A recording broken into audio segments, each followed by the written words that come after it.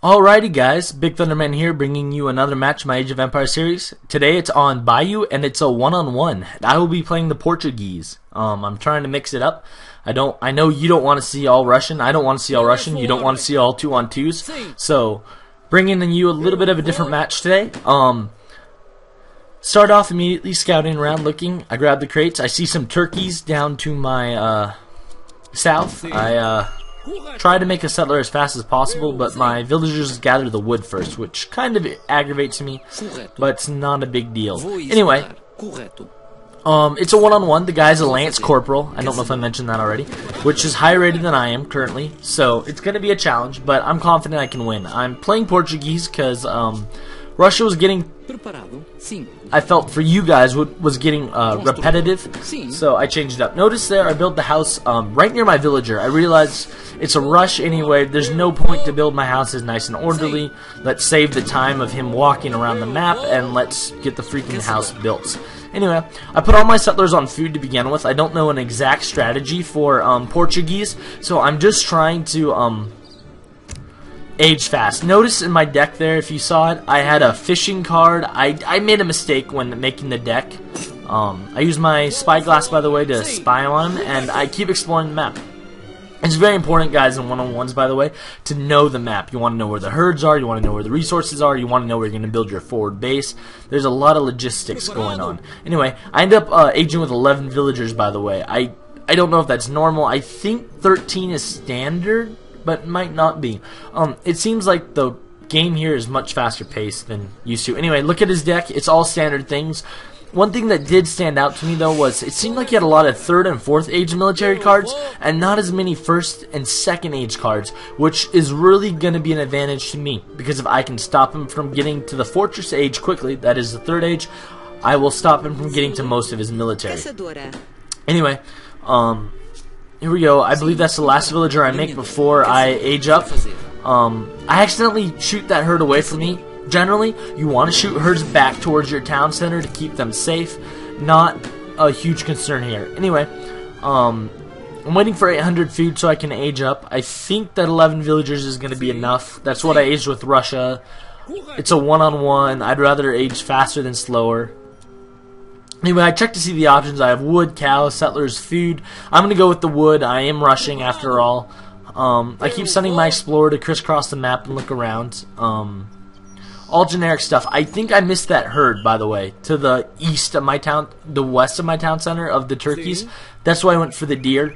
I didn't see it. I made a mistake. I'll be honest. I'm sorry. Anyway, at this point, I'm hovering over my town center, waiting to age. I want to age instantly.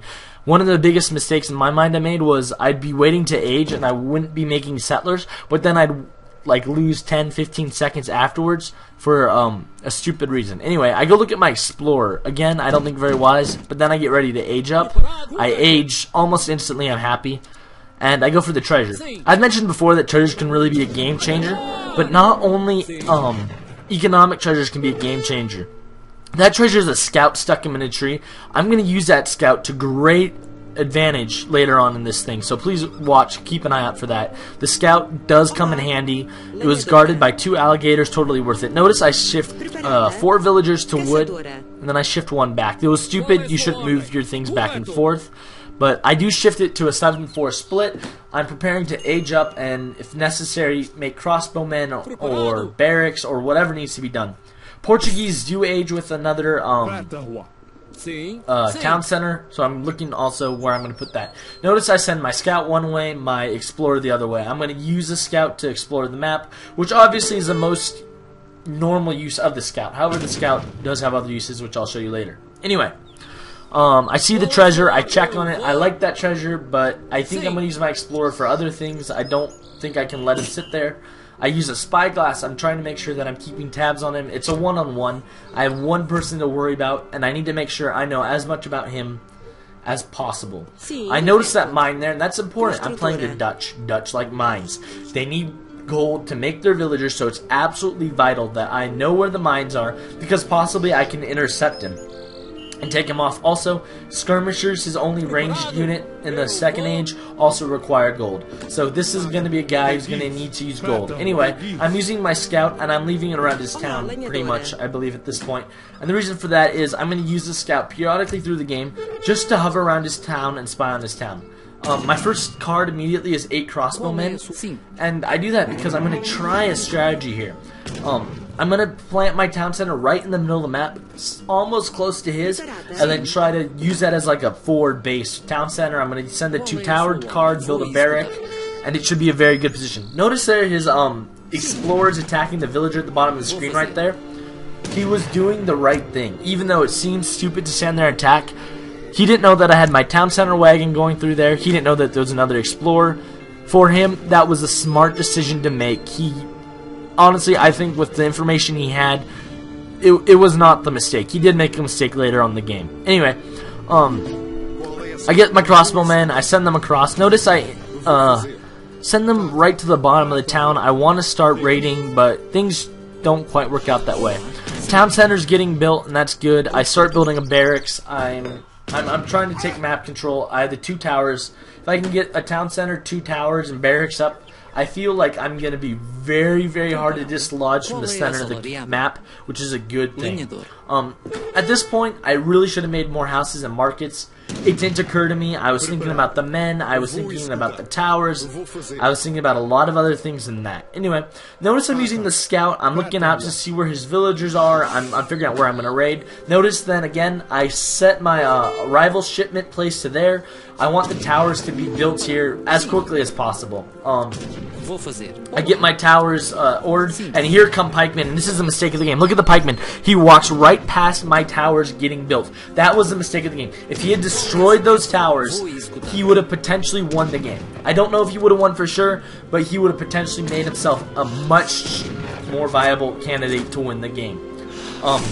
Notice at this point I have 5 crossbowmen coming while he's sieging the barracks. I check here. I'm doing some numbers in my head. I'm thinking, alright, they'll be there in time. I send the other crossbowmen to go start raiding his town. I figure I can create some pressure. The towers get built, and this is the mistake of the game. Because now he's forced into a choke point with a town center and 2 towers, and I can deliver shipments there.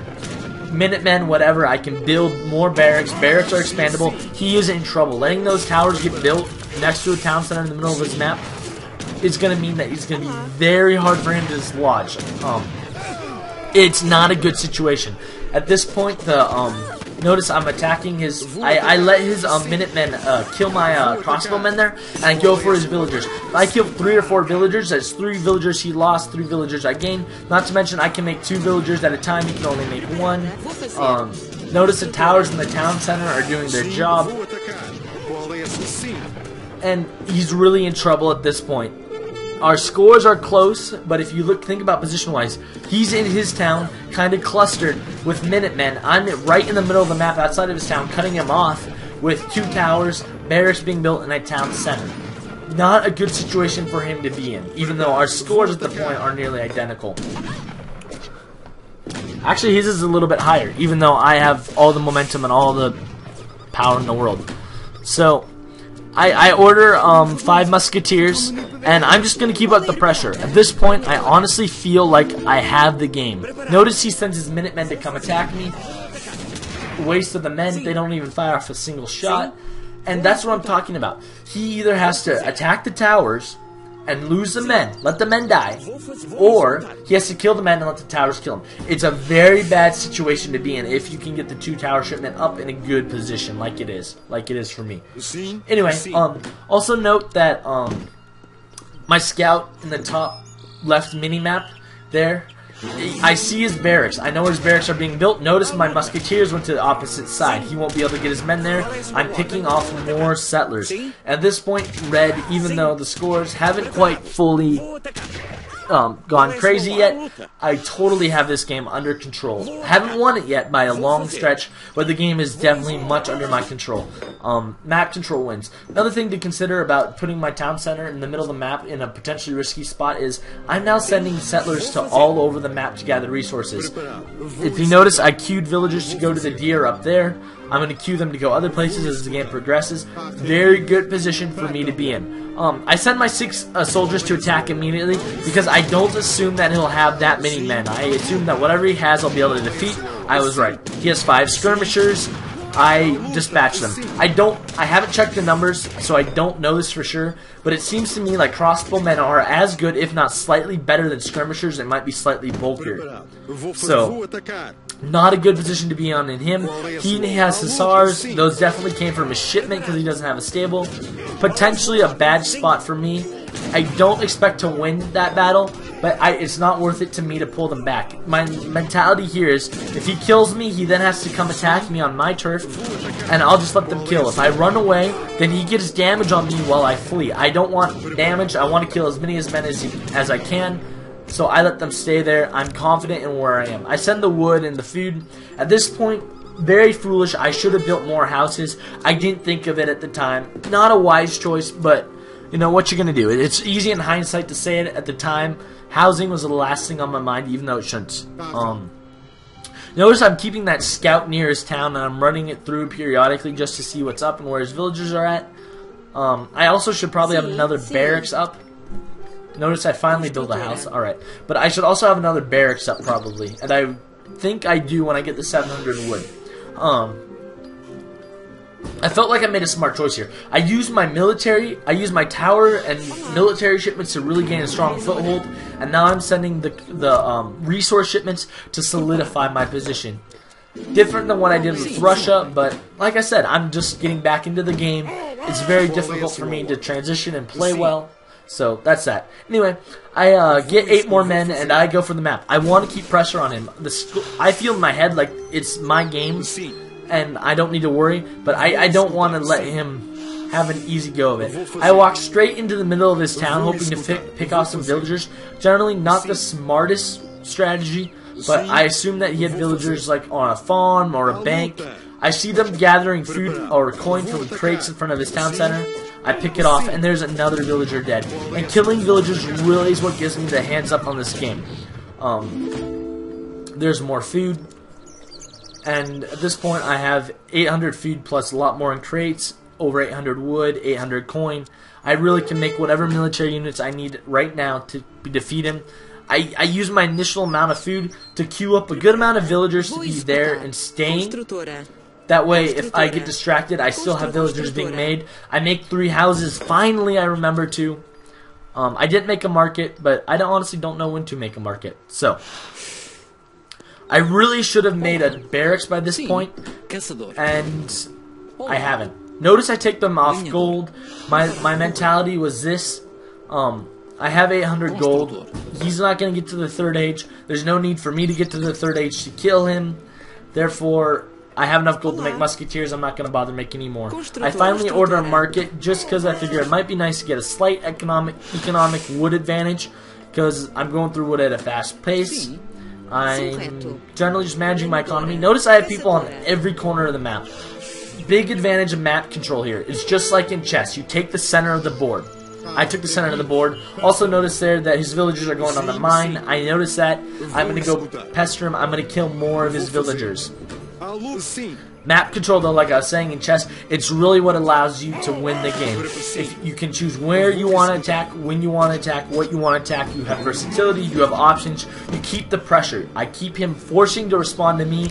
He never has a chance to think, hey, maybe I'll go raid for his settlers, or maybe I'll scout his town out. He's always thinking, oh crap, I have to stop this, I have to stop that. That's the place you want to be in chess, that's the place you want to be in Age of Empires 3. He sends his men to walk in front of my towers, which sucks for him, but he really didn't have anything he could do about it. I think I retreat back to the middle of my towers. I really want to get 30 or 40 men, and then just go in and clean them out. I don't want to waste my time. I make sure the villagers keep coming, even though I have 42 and it's fairly academic at this point. Not going to be foolish. And here's what I'm talking about. The towers being the deciding factor in the game. There come about 20, 25 skirmishers, right? If he had destroyed the towers at the beginning of the game, he probably would have won the game here, or at least been very close, because he then would have had the opportunity and the ability to just march in, defeat those men, and really put pressure on me, at which point it would have been a much harder game. But because he walked by the towers, he lost. And I mean, I understand his decision. It was a tough decision either way. He had to choose between towers or barracks. Not an easy choice. Notice I sent musketeers up there, by the way, to go pressure his settlers some more. But the towers and the town center and the barracks really allowed me to just control the game and control the map. So I don't think he's gonna do much more to me. It's all about map control. I won this game because of map control. Our scores were close for most of the game. It really looked like he outpaced me, but map control and having a just great position, fighting next to 2 towers, really just is a huge advantage. The town center helped, constant villager production. This game was over as soon as he walked by those towers. And he quits, and I don't blame him. He played well, but it wasn't a great... He didn't have much chance to do anything. You know what I mean? He was really stuck there. I'm looking around, by the way, just to see if he has any villagers. I killed, I think, almost all of his villagers. I'm not sure. Anyway, notice most resources, most units killed. That's the way you got to go about it. You got to take control of the game. Wood and food was wise. Crossbowmen really match up well to everything except Hussars. He wasn't able to get Hussars coming. It might have been smarter for him to go pure Hussars rather than skirmishers, but what can you say? You know, he didn't know. And it's a tough spot. Dutch is always tough to play in Rush. I admire him for playing it, but anyway. Military dominated him in number. What else? Yeah, map control. It's all about map control. Anyway, I hope you enjoyed it. I brought you a one-on-one this time. Different map, different civilization. I want to keep you guys interested, so please leave me a like, comment, subscribe. Let me know how I can improve. Let me know this or that. As I mentioned before, the mouse in the screen, I can't do anything with that. That's where I click on the game to start it. It stays there. Anyway, notice I keep an eye on villager count. Notice how raiding really just gave me the advantage, and his started decreasing. Also, he forgot to keep making units, or maybe he just didn't have the gold to. Anyway, notice he also had more military. That's what having a better position can do. Anyway, thank you so much for watching. Please subscribe. Peace out, guys.